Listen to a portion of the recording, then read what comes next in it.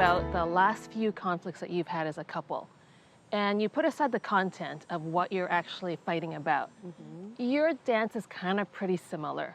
One of you is the one who kind of retreats, the other one's the pursuer. Yes. You kind of go quiet, or somebody goes explosive, and it just seems to be the same thing. And no matter how much you talk, you just keep doing this. It's not just that I'm reacting to my husband's behavior just because it's just bad behavior, but it's actually because there's something that he's doing that's triggering a strong response in me.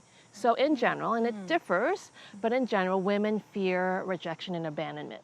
So if my husband's walking away from me because he's trying to calm himself down, I'm not going, oh, he's calming himself down, I should give him space. I'm like, he's leaving me. So what do? I either chase him or I use my words to catch him back. You leaving? Why are you leaving? And then of course, with men, their predominant fears are fear of failure, and guess what? This is terrible.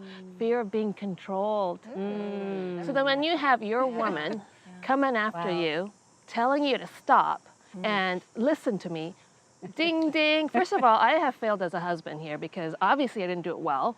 Even though I'm just trying to keep my cool, I'm trying to not get angry at her.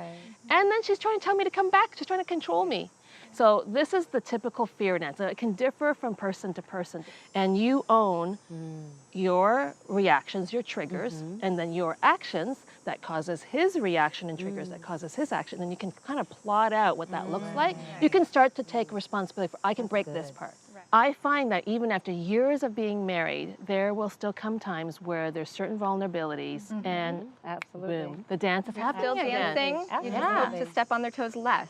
Yes, and, or less frequently, Less maybe, frequently. and be quicker to say, whoa, I'm doing this dancing again, I need to stop. Recognize it. And be able to own it. When we're triggered, we're more likely to project blame on the other person. You made me feel this way, so stop the behavior. But how we actually help couples break the fear dance is that we draw this line in the middle, wife on one side, husband on the other side. What are your actions that causes what reaction in him, and what are your reactions as he acts towards you? And as you write them in there, you can then say, okay, I can't blame him or project onto him or expect him to change in this area, but I can change this area. I don't have to be so reactive. I don't have to be so attacking and critical.